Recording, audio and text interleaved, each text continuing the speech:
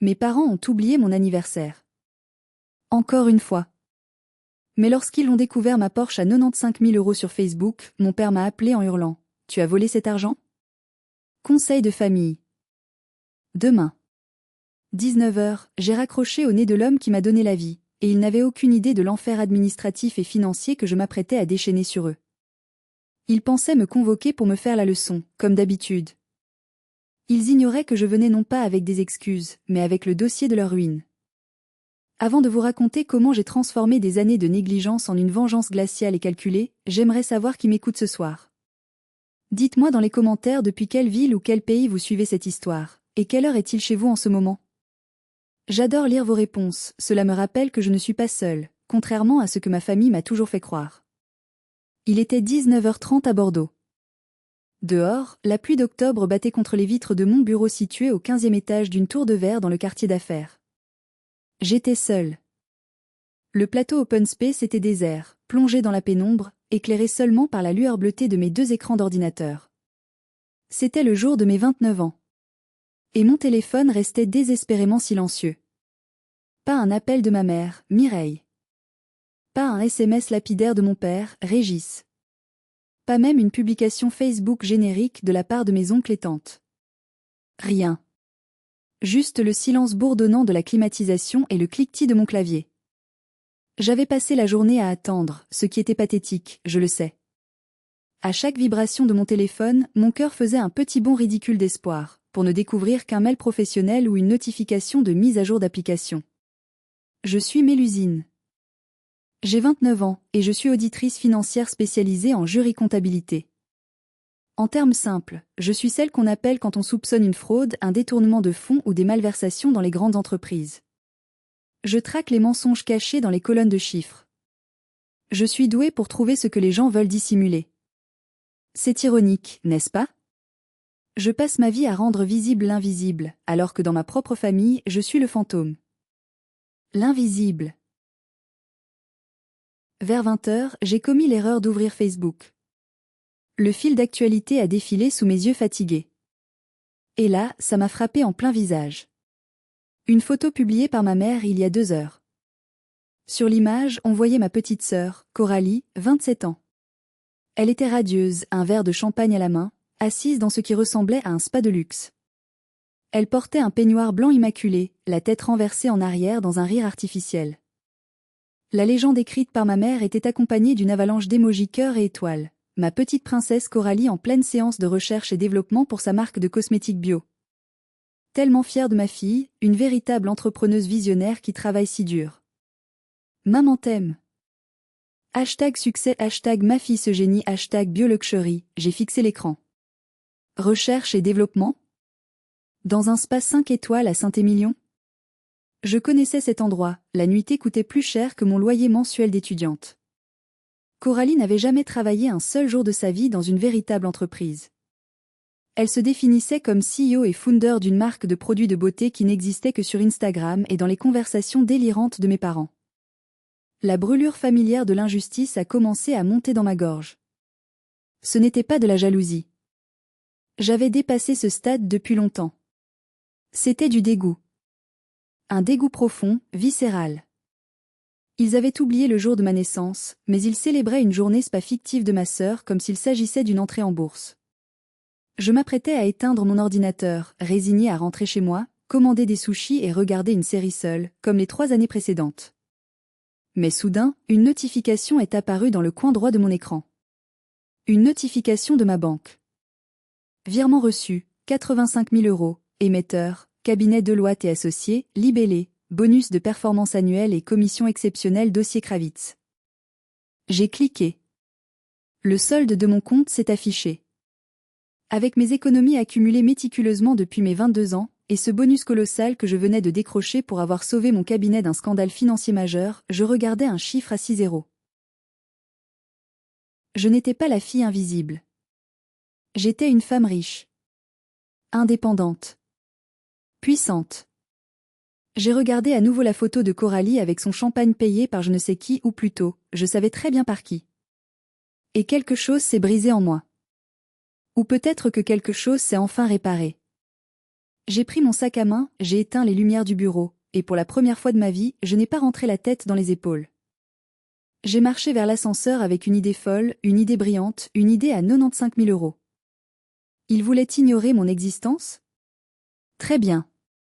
J'allais devenir la chose la plus brillante, la plus bruyante et la plus inévitable de leur vie. Alors que je descendais vers le parking souterrain pour récupérer ma vieille Renault Clio qui avait vu des jours meilleurs, mon esprit a dérivé vers le passé. Pour comprendre pourquoi ce virement bancaire a déclenché une telle réaction chez moi, il faut que vous compreniez la dynamique toxique dans laquelle j'ai grandi. Dans notre famille, les rôles ont été distribués dès la naissance, comme dans une mauvaise pièce de théâtre qu'on ne peut pas quitter. Coralie était l'enfant roi, l'élu, la Golden Child. Elle était née prématurée, fragile, avec de grands yeux bleus qui semblaient toujours au bord des larmes. Mes parents, Régis et Mireille, ont décidé dès ce jour-là que le monde était trop dur pour elle et qu'il fallait la protéger à tout prix. Moi? J'étais l'aînée. La solide. La brouillon avant le chef-d'œuvre. On attendait de moi que je sois responsable, que je comprenne, que je cède. Sois raisonnable, Mélusine, ta sœur est sensible. C'était le mantra de mon enfance.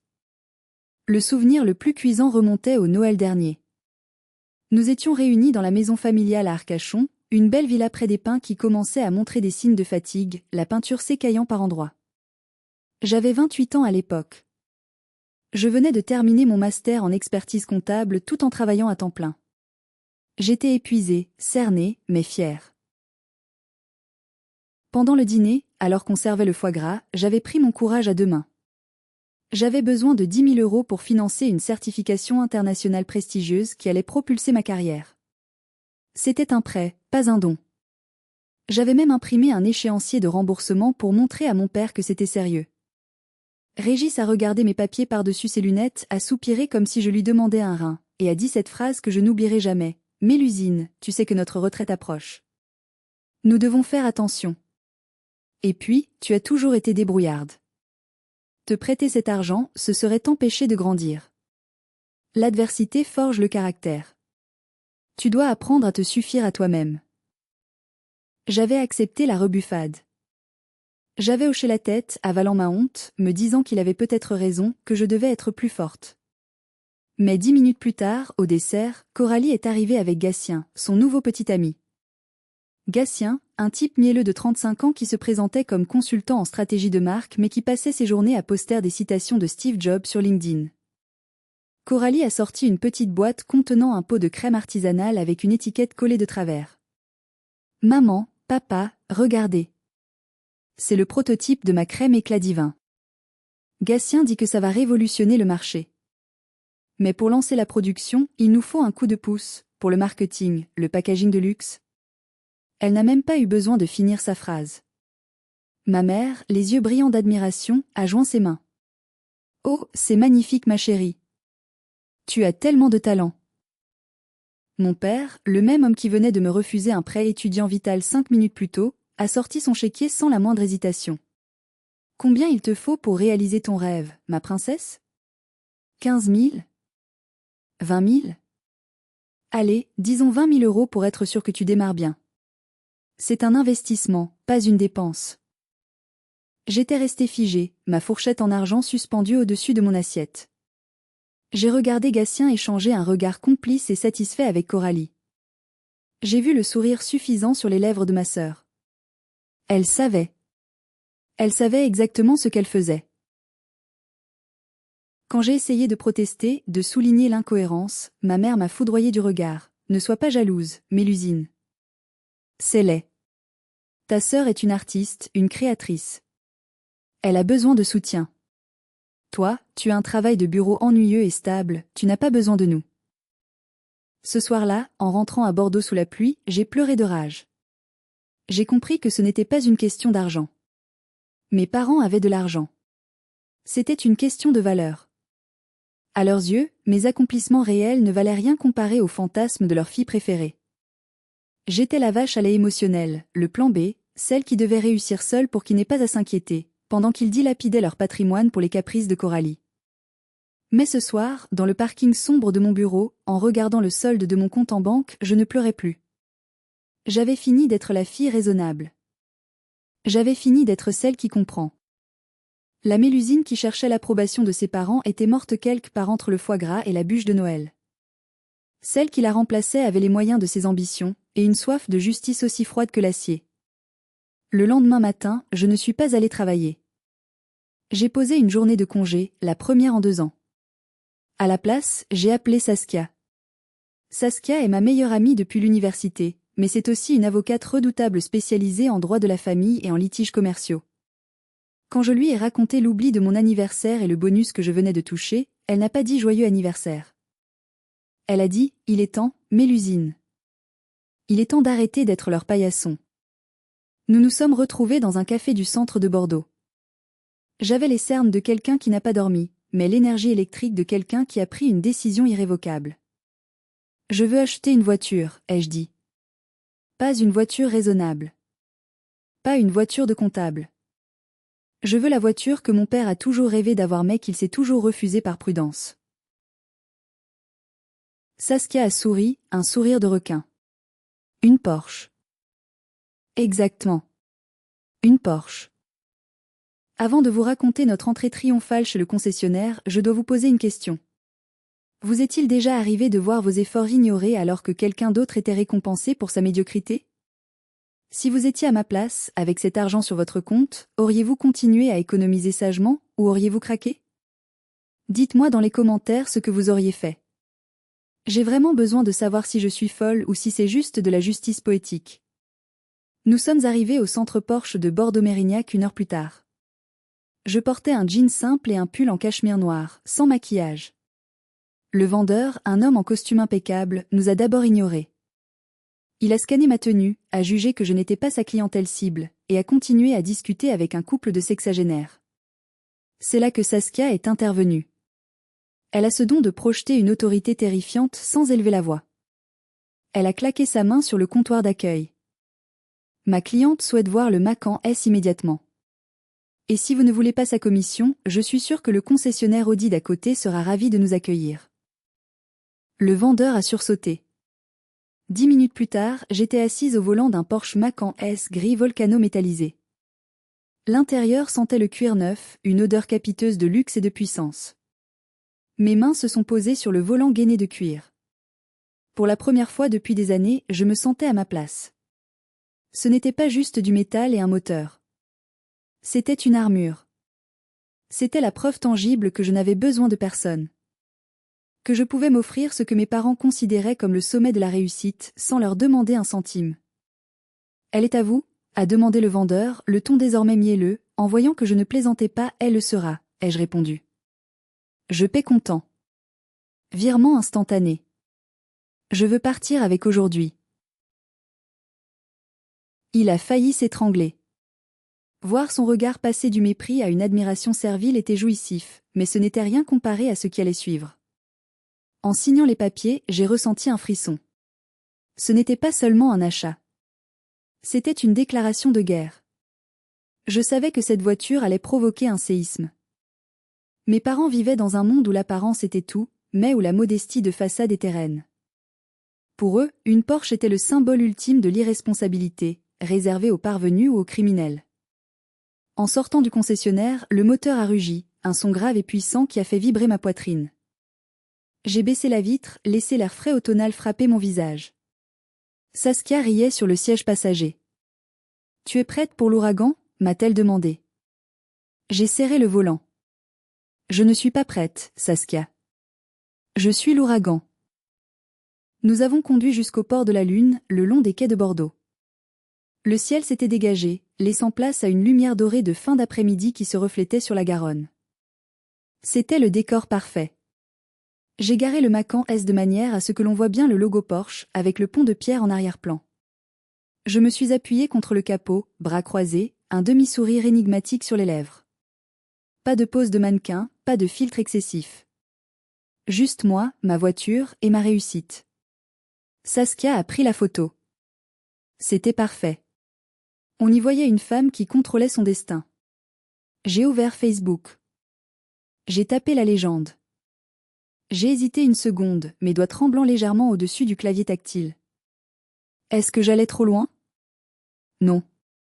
Il m'avait oublié hier. Aujourd'hui, il ne pourrait plus jamais m'ignorer. J'ai écrit « Joyeux 29e anniversaire à moi-même. Merci à mon travail acharné, à mes nuits blanches et à ma persévérance. Pas d'investisseurs, pas de parents business angels, pas de dettes. Juste moi. Voici mon cadeau d'anniversaire, payé comptant. La liberté a le bruit d'un moteur de 380 chevaux. » J'ai cliqué sur Publier. Les premières réactions sont venues de mes collègues, puis de mes anciens camarades de promo. Waouh Mélusine! Tu gères. C'est ça la réussite. Bravo. Quelle machine. Tu m'emmènes faire un tour? Pendant 2 heures, le silence radio du côté de ma famille a été assourdissant. Je savais qu'ils l'avaient vu. Ma tante Jocelyne, la commère officielle de la famille, avait leaké le post 3 minutes après sa publication. L'information devait circuler sur le groupe WhatsApp familial, celui dont j'avais été exclu par accident il y a 2 ans, à la vitesse de la lumière. Puis, à 19h de précise, mon téléphone a sonné. L'écran affichait papa. J'ai regardé Saskia. Elle a hoché la tête. J'ai décroché et mis le haut-parleur. Mélusine.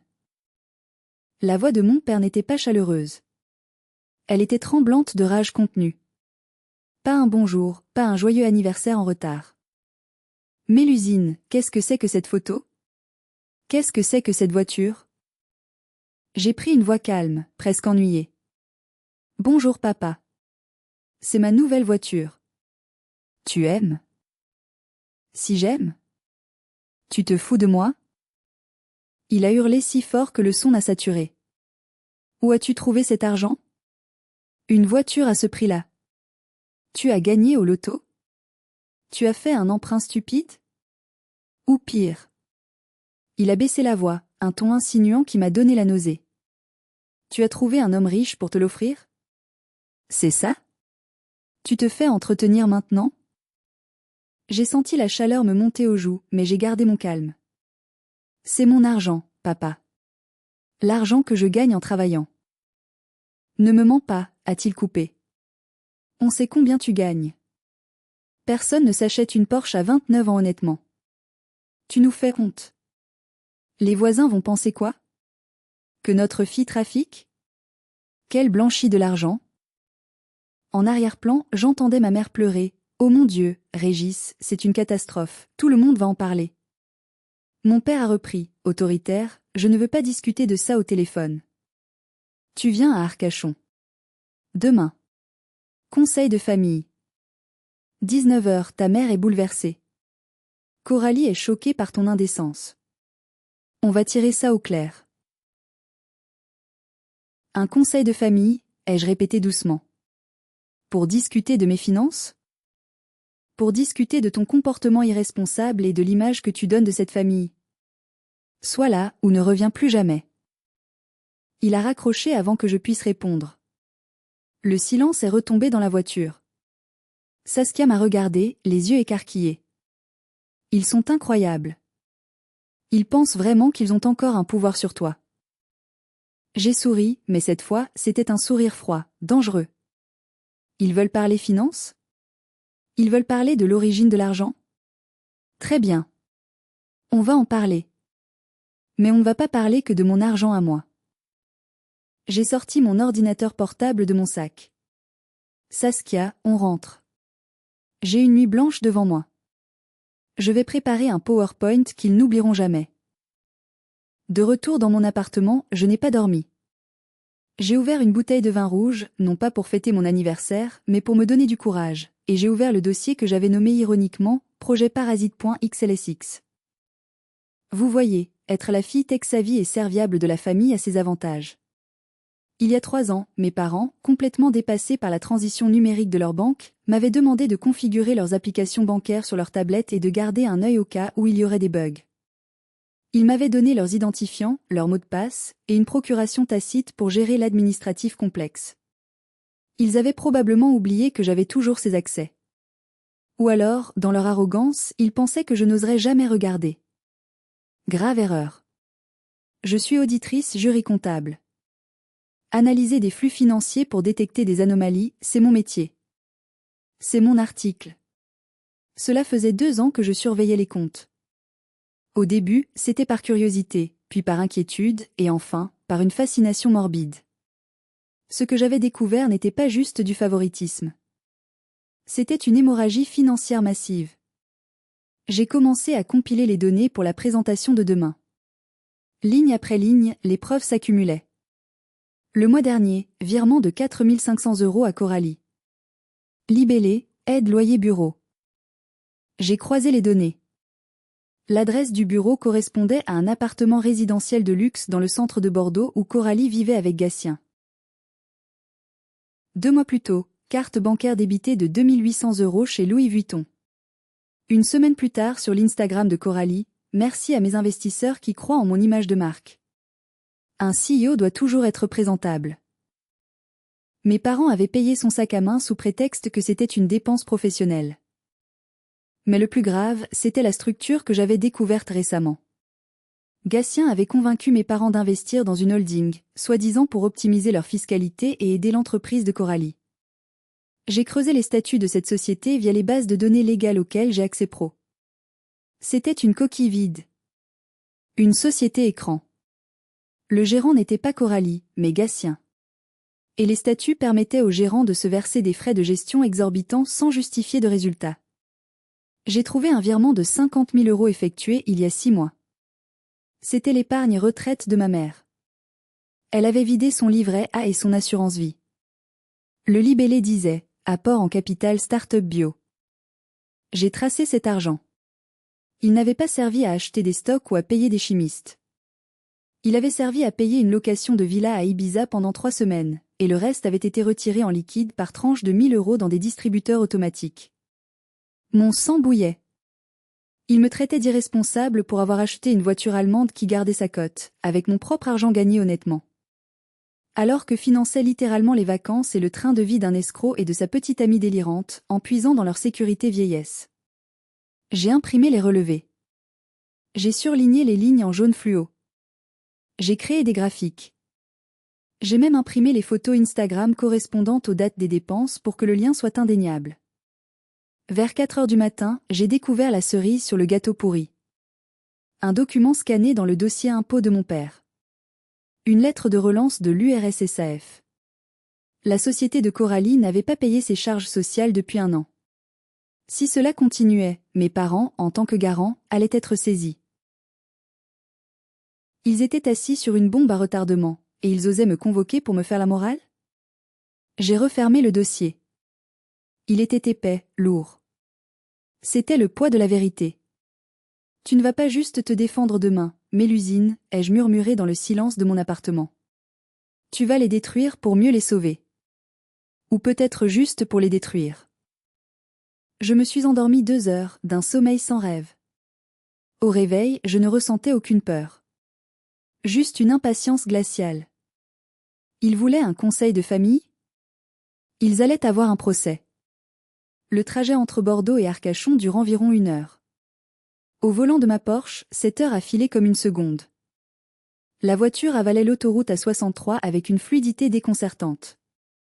J'étais enveloppée dans mon cocon de cuir et de technologie, écoutant une playlist de rock agressif pour maintenir mon niveau d'adrénaline. Arrivé à l'entrée d'Arcachon, l'odeur des pins et de l'iode m'a assailli dès que j'ai ouvert la fenêtre au péage. C'était l'odeur de mon enfance, mais aujourd'hui, elle avait un arrière-gourance. Je suis arrivée devant la villa familiale à 18h55. La maison, une arcachonnaise typique avec ses boiseries ouvragées, semblait figée dans le temps. Mais en y regardant de plus près, on voyait les signes de négligence. Le jardin n'était pas tondu, les volets avaient besoin d'une couche de peinture. L'argent qui servait autrefois à l'entretien de la maison coulait désormais dans les poches de ma sœur. Je me suis garée juste à côté de la vieille Peugeot 3008 de mon père. Le contraste était violent. Ma Porsche Macan S, rutilante, moderne, agressive, face à leur voiture terne et poussiéreuse. C'était une insulte visuelle, et je l'avais fait exprès. J'ai pris mon sac contenant le dossier, respiré un grand coup, et j'ai sonné. C'est ma tante Jocelyne qui a ouvert. Bien sûr qu'elle était là. Jocelyne, la sœur de ma mère, celle qui vivait par procuration à travers les drames des autres. Ah, te voilà, a-t-elle dit en pinçant les lèvres, son regard scannant ma tenue, un tailleur pantalon bleu marine impeccable, puis dérivant vers la voiture derrière moi. On t'attendait. L'ambiance, électrique. Je suis entrée sans répondre. Dans le salon, la scène était dressée comme pour une exécution. Mes parents étaient assis dans les fauteuils Voltaire près de la cheminée éteinte. Mon père avait les bras croisés, le visage rouge, une veine battant sur sa tempe. Ma mère tordait un mouchoir en tissu entre ses mains. Sur le canapé, trônaient Coralie et Gatien. Coralie portait une tenue qui se voulait beau au chic mais qui coûtait probablement plus cher que mon premier salaire. Elle avait les yeux rouges, comme si elle avait pleuré toute l'après-midi. Gatien, lui, avait l'air ennuyé.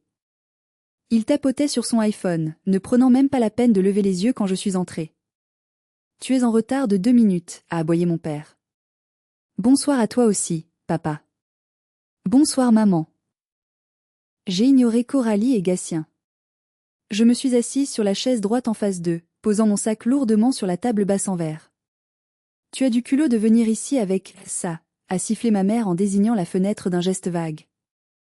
Tu sais que Madame Lambert, la voisine, m'a déjà appelé? Elle m'a demandé si tu avais gagné au loto ou si tu avais des problèmes. Tu nous affiches, Mélusine. Je vous affiche en réussissant? Ai-je demandé calmement. Coralie a reniflé bruyamment. Ce n'est pas de la réussite, c'est de l'égoïsme. Tu sais que je suis dans une phase critique de mon lancement. J'ai besoin de capitaux pour l'inventaire de Noël. Et toi, tu claques 100 000 balles dans une bagnole polluante juste pour frimer. C'est dégueulasse. Gatien a enfin levé les yeux, un sourire narquois aux lèvres. C'est vrai que c'est un peu « nouveau riche » comme attitude, Mélusine. Un peu vulgaire. Dans le monde du business, on réinvestit, on ne flanque pas, j'ai senti un rire nerveux monter dans ma gorge. Le voleur qui donne des leçons de morale aux policiers. C'était délicieux. Mon père s'est levé, dominant la pièce de sa hauteur. Assez. Mélusine, tu vas nous expliquer tout de suite d'où vient cet argent. Et ensuite, nous allons discuter de la manière dont tu vas réparer cette erreur. Coralie a besoin d'aide. La famille s'entraide. Si tu as autant d'argent à jeter par les fenêtres, tu as de quoi soutenir ta sœur. J'ai regardé chacun d'eux. Le mépris de mon père. La faiblesse de ma mère. L'avidité de ma sœur. L'arrogance de Gatien. Vous voulez savoir d'où vient l'argent, ai-je dit en ouvrant mon sac. C'est très simple. Il vient de mon travail. Mais ce qui est plus intéressant, c'est de savoir où est passé le vôtre. J'ai sorti le dossier et j'ai posé la première feuille sur la table. Le silence qui a suivi était plus lourd que le plomb. La feuille que j'avais posée au centre de la table était un graphique simple, une courbe descendante rouge vif intitulée « Patrimoine net de Régis et Mireille, 36 derniers mois ». Mon père a froncé les sourcils, confus. « Qu'est-ce que c'est que ça ?»« Ça, papa, c'est la raison pour laquelle tu ne peux pas repeindre la maison. C'est la raison pour laquelle maman ne va plus chez le coiffeur toutes les semaines. Et c'est la raison pour laquelle vous paniquez à l'idée que je puisse avoir de l'argent. » J'ai distribué les autres feuilles comme un croupier distribue les cartes. Une pour mon père, une pour ma mère. J'ai gardé les originaux devant moi. On va jouer à un jeu, ai-je annoncé. Ça s'appelle « Où est l'argent ?» Coralie s'est redressée, inquiète. C'est quoi ton problème? Tu violes notre vie privée?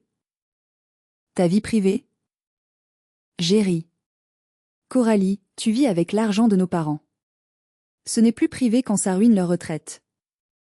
J'ai pointé la première ligne sur le document de mon père. Le 1er février. Virement de 2 500 € intitulé Loyer Bureau Siège Social. Papa, tu m'as dit que tu payais pour un espace de coworking au Chartron. J'ai vérifié l'adresse du Siret. C'est l'adresse de l'appartement de Gatien. Tu paies le loyer de son mec depuis 2 ans. Régis a tourné la tête vers Gatien. C'est vrai? Tu m'avais dit que c'était un bail commercial. Gatien a haussé les épaules, faussement décontracté. C'est un bureau mixte. On travaille de la maison. C'est la tendance post-Covid, Régis. Faut vivre avec son temps.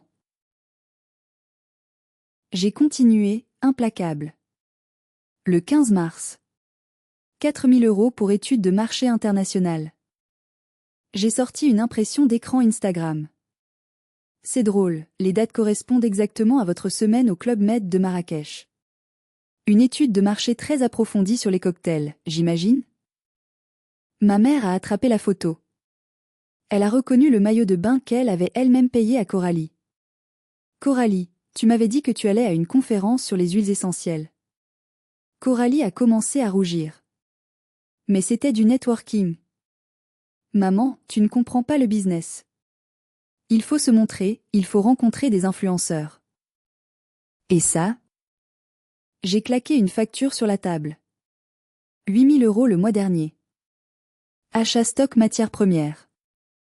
J'ai tracé le virement. Il n'est pas allé chez un fournisseur. Il est allé sur un compte PayPal personnel. Celui de Gatien. Tout le monde s'est tourné vers Gatien. Cette fois, il a perdu son sourire narquois. Et au total, ai-je conclu en me penchant vers mes parents, sur les 3 dernières années, vous avez transféré 125 000 € à ces deux-là. 125 000 €. Sans compter les cadeaux, les voyages et les petits dépannages. J'ai laissé le chiffre flotter dans l'air. 125 000 €. C'était plus que le prix de ma Porsche. C'était le prix de leur aveuglement. Vous m'avez traité d'irresponsable hier soir, ai-je dit, ma voix tremblant légèrement sous l'émotion contenue. Vous m'avez refusé 10 000 € pour mes études parce que je devais apprendre la vie. Pendant ce temps, vous financiez le train de vie de Gesséter de Coralie et Gatien. Vous avez vidé vos livrets d'épargne. Vous avez hypothéqué votre avenir pour acheter des likes sur Instagram. Mon père était pâle comme un linge. Il regardait les relevés bancaires, ses mains tremblant tellement que le papier faisait un bruit de crécelle. Il voyait enfin la vérité. Non pas parce que je le disais, mais parce que c'était écrit en noir sur blanc, dans le langage qu'il respectait le plus, les chiffres. Ma tante Jocelyne, silencieuse dans un coin, avait la bouche ouverte. Le scandale qu'elle était venue observer venait de changer de cible. Ce n'est pas tout, ai-je ajouté, en sortant le dernier document, le plus accablant. Ce n'était que l'apéritif. Maintenant, parlons de la fraude. L'atmosphère dans la pièce avait changé. Ce n'était plus un tribunal contre moi. C'était une scène de crime dont je dévoilais les indices. Gatien s'est levé brusquement. Bon, ça suffit les délires paranoïaques. Coralie, viens, on s'en va. Ta sœur est folle. Assieds-toi, Gatien, a ordonné mon père. Sa voix était basse, terrifiante. Pour la première fois depuis des années, la colère de Régis s'était dirigée vers la bonne personne. Mélusine, quelle fraude? J'ai regardé Gatien droit dans les yeux. Il savait que je savais. J'ai fait des recherches sur la société holding dans laquelle tu as fait investir papa et maman, ai-je commencé. GSC Investissement. Tu leur as dit que c'était une structure pour défiscaliser, n'est-ce pas? C'est tout à fait légal, a aboyé Gatien.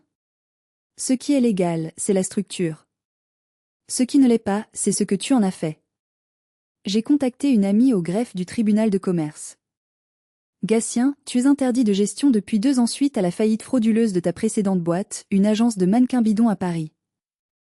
Ma mère a poussé un petit cri étouffé, portant la main à sa bouche. Tu n'as pas le droit d'être gérant, ai-je continué. Alors tu as utilisé le nom de Coralie. C'est elle la gérante de paille. Ce qui signifie que c'est elle qui est responsable pénalement. Je me suis tournée vers ma sœur. Elle avait l'air d'une petite fille perdue, loin de la femme d'affaires arrogante d'il y a 1 heure. Coralie, tu sais ce que ça veut dire? Ça veut dire que quand le fisc va débarquer et ils vont débarquer, parce que j'ai vu les relances de l'URSSAF que Gatien a cachées, c'est toi qui iras en prison. Pas lui. Lui, officiellement, il n'est que consultant. Toi, tu es la responsable légale. Ce n'est pas vrai. A balbutié Coralie, les larmes coulant sur son maquillage parfait. Gatien m'a dit que c'était juste de la paperasse. Il m'a dit qu'il s'occupait de tout. Il s'occupe de tout dépenser, oui, ai-je coupé. La société n'a jamais déclaré de TVA. Vous avez encaissé l'argent de papa et maman comme du chiffre d'affaires fictif pour blanchir leurs économies en salaire pour Gatien. C'est de l'abus de biens social et de la fraude fiscale. J'ai posé la lettre de l'URSSAF sur la table. Dette actuelle, 22 000 € de charges impayées. Et devinez qui s'est porté caution personnelle pour la société de Coralie? J'ai retourné la dernière page. La signature de mon père était là, en bas du document. Toi, papa. S'il ne paie pas, les huissiers viendront ici. Ils saisiront la maison. Cette maison. Le silence a explosé. Mon père s'est effondré dans son fauteuil, comme si on venait de lui couper les jambes. Il avait l'air d'avoir vieilli de 10 ans en 10 minutes. Il avait passé sa vie à prêcher la prudence, l'économie, la sécurité. Et en voulant jouer au sauveur pour sa fille chérie, il avait tout mis en péril. Gatien, voyant qu'il était acculé, a changé de tactique. Il est passé de l'arrogance à la méchanceté pure. De toute façon, vous êtes des ploucs, a-t-il craché. Votre fille est une incapable, elle n'a aucun talent. Je lui rendais service en essayant de faire croire qu'elle était quelqu'un. J'ai pris ma commission pour le temps perdu avec vos délires de bourgeois de province. Il a pris sa veste. Coralie, débrouille-toi avec ta famille de dingues. Je me casse. Gatien. Non, a hurlé Coralie en essayant de le retenir par le bras. Il l'a repoussée violemment. Elle est tombée sur le tapis, au milieu des relevés bancaires qui prouvaient sa bêtise. La porte d'entrée a claqué. Il ne restait que nous quatre. Et la vérité, laide et nue, au milieu du salon bourgeois. J'ai ramassé mes dossiers. Je les ai remis soigneusement dans mon sac. Voilà, ai-je dit. Vous vouliez savoir si j'avais volé mon argent. Non. C'est vous qui vous êtes fait voler. Par votre aveuglement. Par votre favoritisme. Vous avez créé un monstre incompétent, j'ai désigné Coralie qui sanglotait par terre, et vous avez nourri le parasite qui l'a dévoré. Je me suis dirigée vers la porte. Mélusine. A murmuré ma mère. Attends. Qu'est-ce qu'on doit faire? Aide-nous. Tu es comptable, tu sais comment arranger ça? Je me suis arrêtée, la main sur la poignée. C'était le moment. Le moment où l'ancienne Mélusine aurait craqué, aurait retroussé ses manches pour nettoyer le gâchis, pour être enfin la bonne fille. Mais j'ai regardé ma Porsche par la fenêtre. J'ai pensé à mon anniversaire oublié. Non, maman, ai-je répondu. Je suis auditrice. Je constate les dégâts. Je ne les répare pas. C'est ça, l'apprentissage de la vie, non? L'adversité forge le caractère. C'est ce que papa m'a appris. J'ai ouvert la porte et je suis sortie dans la nuit fraîche d'Arcachon. Je suis montée dans ma voiture. Mes mains ne tremblaient pas. Au contraire, elles étaient d'une stabilité effrayante. J'ai démarré le moteur.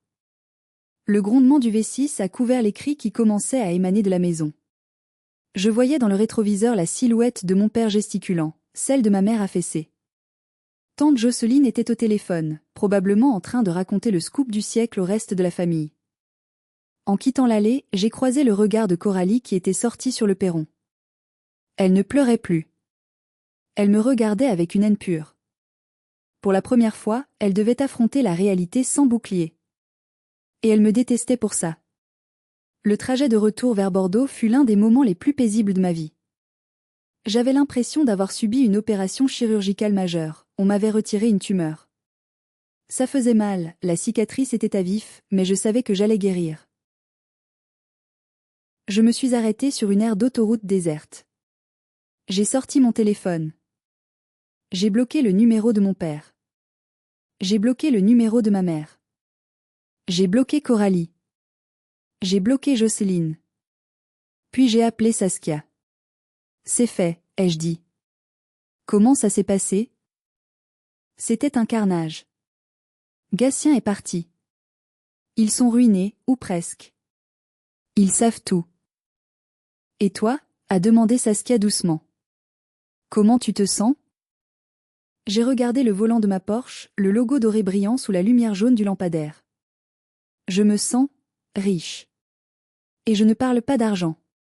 Je me sens libre. Les jours suivants ont été étranges.